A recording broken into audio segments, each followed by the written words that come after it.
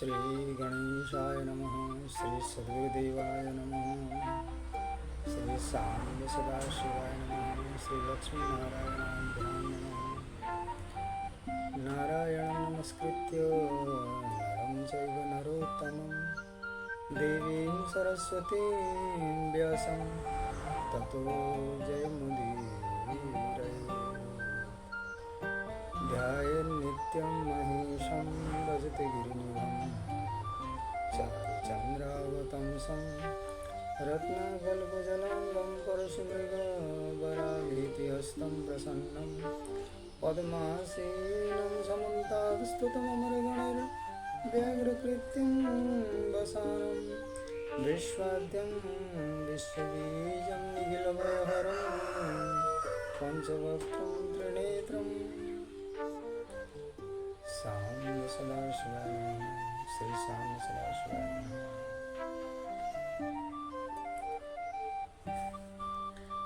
संपूर्ण भक्तों तथा दर्शकों का इस सत्संग में हार्दिक स्वागत है। शिव महापुराण वायव्य संहिता का पूर्व खंड है। ये 13वां अध्याय है। इसके बारे में आज हम चर्चा करेंगे। अथ त्रयोदशोऽध्यायः। कल्पभेद से जो त्रिदेव हैं, ब्रह्मा जी, विष्णु जी, रुद्र जी अर्थात महादेव जी, उनका प्रकटीकरण किस प्रकार हुआ। अज्ञानी लोग तो जन्म कह देते हैं। ब्रह्मा जी का जन्म, विष्णु जी का जन्म, रुद्र जी का जन्म। भगवान का कभी भी जन्म नहीं होता। उनका प्रकटीकरण होता है, वे प्रकट होते हैं। उनका कभी भी जन्म नहीं होता। ये हमें समझ लेना चाहिए। परंतु जो अज्ञानी जन होते हैं, जिन्हें शास्त्रों का उचित ज्ञान नहीं होता, जिनका ज्ञान अधकचरा है, ऐसे लोग ही उनको सामान्य मनुष्यों की तरह ऐसा समझते हैं कि ब्रह्मा जी, विष्णु जी और रुद्र जी का भी जन्म होता है। ऐसा नहीं होता। भगवान का कभी भी जन्म नहीं होता। वे तो अजन्मा हैं। तो ब्रह्मा, विष्णु, रुद्र के एक दूसरे से प्रादुर्भाव का वर्णन है। कैसे वे लीला करते हैं।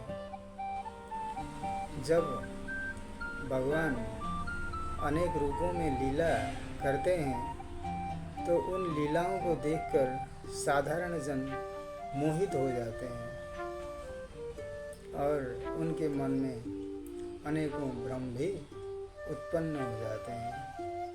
उनके मन में अनेकों संशय उत्पन्न होते हैं। भगवान ने श्रीमद् भगवद गीता में कहा है, संशयात्मा विनश्यति। जो संशय करता है वो नष्ट हो जाता है। इसलिए संशय का सदा निवारण होना चाहिए। जब भी हमें कोई संशय हो, उसका निवारण करना चाहिए। उसको निवारण किए बिना हमें आगे नहीं बढ़ना चाहिए। और दूसरी बात ये है कि भगवान के अपने विभिन्न स्वरूप हैं, अनेकों नाम हैं, अनेकों रूप हैं। उनके अनेकों नाम रूपों में कोई भेद नहीं करना चाहिए। यदि हम ऐसा भेद करते हैं तो हम नासमझ हैं, हम अज्ञानी हैं। अब आइए आज हम शुरू करते हैं। ऋषयऊचु भवता कथिता सृष्टिर्भवस्य परमात्मनः चतुर्मुखमुखात्तस्य संशयो न प्रजायते। ऋषिगण बोले, हे वायुदेव, आपने परमात्मा शिव की प्रकटीकरण ब्रह्मा जी के मुख से बताई। इस विषय में हम लोगों को बड़ा ही संशय हो रहा है। देव श्रेष्ठो विरूपाक्षो दीप्तः शूलधरो हरः कालात्मा भगवान रुद्रः कपर्दे नीललोहितः। जो सब देवों के देव हैं, देवताओं में श्रेष्ठ हैं, विरूपाक्ष हैं, दीप्तिमान हैं, जो सदा त्रिशूल को धारण करने वाले हैं, जो हर ऐसे नाम से कहे जाते हैं जो काल के भी महाकाल हैं, जो कालात्मा हैं, जो काल स्वरूप हैं, जो जटाधारी हैं, तथा जो नील लोहित हैं, जो भगवान रुद्र युगांत में कुपित होकर ब्रह्मा विष्णु तथा पावक सहित इस लोक का संहार करते हैं, जिन्हें ब्रह्मा तथा विष्णु भय से नमस्कार करते हैं, सभी लोकों का संहार करने वाले, जिन रुद्र के वश में वे दोनों रहते हैं, जिन देव ने पूर्व काल में अपने शरीर से ब्रह्मा तथा विष्णु को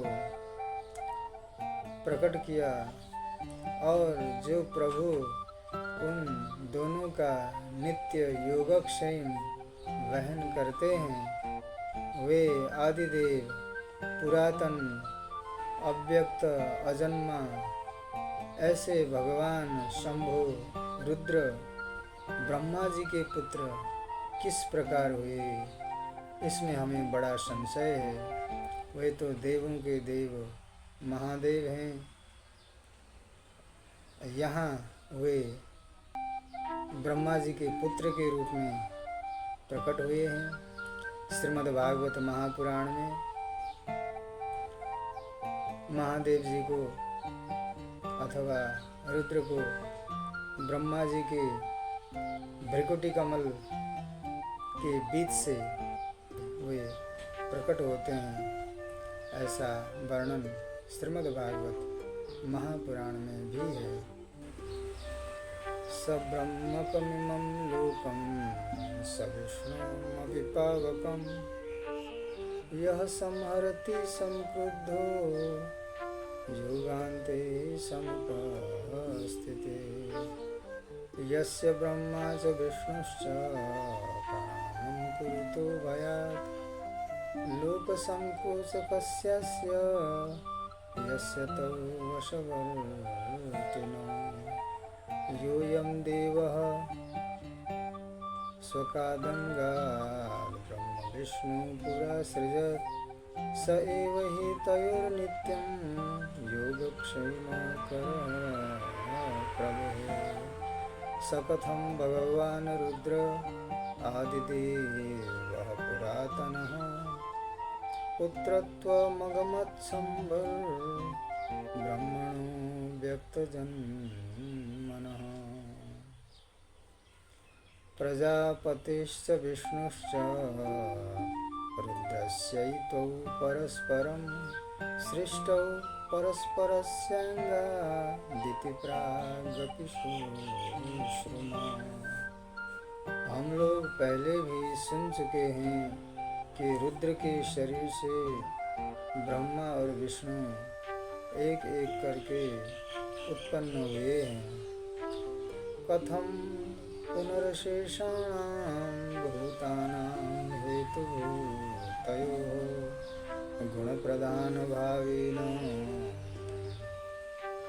प्रादुर्भावः परस्परात्। इतना ही नहीं, जब वे दोनों ही सृष्टि के हेतुभूत होते हैं तब इनकी मुख्यता और गौणता एवं उत्तरोत्तर प्रादुर्भाव किस प्रकार कहा गया। न पृष्टं भवता किंचन न श्रुतं च कथंचन भगवच्छिष्यभूतेन भवता सकलं स्मृतम्। ऐसी कोई बात नहीं है जो आपने ब्रह्मदेव से न पूछी हो, और ऐसी कोई बात नहीं है जो आपने उनसे न सुनी हो।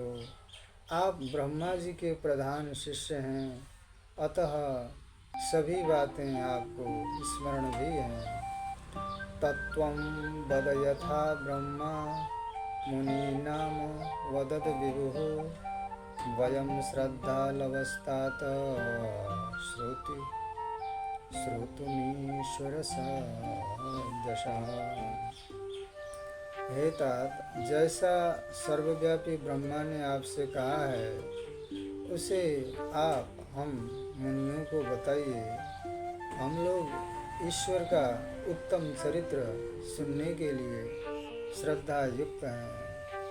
वायुर्वाच स्थाने पृष्ठमिदं विप्रा भवद्भिः प्रश्नको विदये इदमेव पुरा पृष्ठो मम प्राह पितामहः।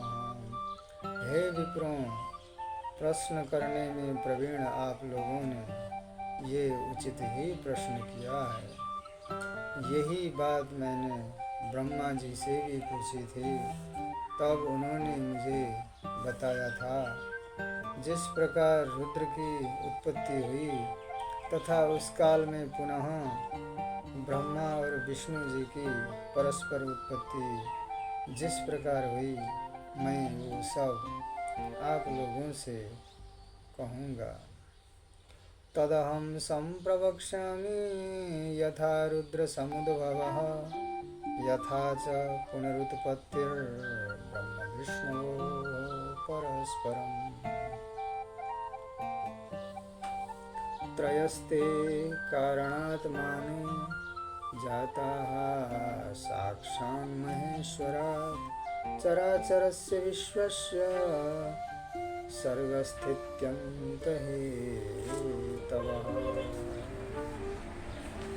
इस चराचर जगत के सृष्टि पालन तथा संहार के कारणभूत तीनों ही देवता साक्षात महेश्वर से उत्पन्न हुए हैं।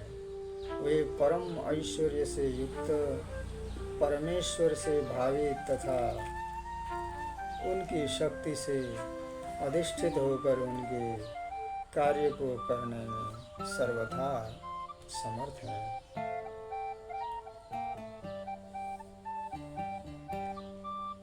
परमैश्वर्य संयुक्ताः परमेश्वर भाविताः तत्शक्त्याधिष्ठिता नित्यं तत्कार्यकारणक्षमाः। पित्रा नियमिताः पूर्वं त्रयोपि त्रिषु कर्मसु ब्रह्मा सर्गे हरिस्त्राणे रुद्र संहरणे तथा। पितृरूप परमेश्वर ने पूर्व काल में इन तीनों को तीन कार्यों में नियुक्त किया है। ब्रह्मा को सृजन के लिए, विष्णु जी को पालन के लिए तथा रुद्र जी को संहार के लिए नियुक्त किया है। फिर भी परस्पर मत्सरता के कारण वे अपने उत्पत्तिकर्ता परमेश्वर को तपस्या से संतुष्ट कर एक दूसरे से अधिक सामर्थ्य की अपेक्षा रखते हैं। आज के लिए ये प्रसंग इतना ही। इसका जो शेष भाग है हम फिर चर्चा करेंगे। शिवार्पणमस्तु, शिवार्पणमस्तु, शिवार्पणमस्तु।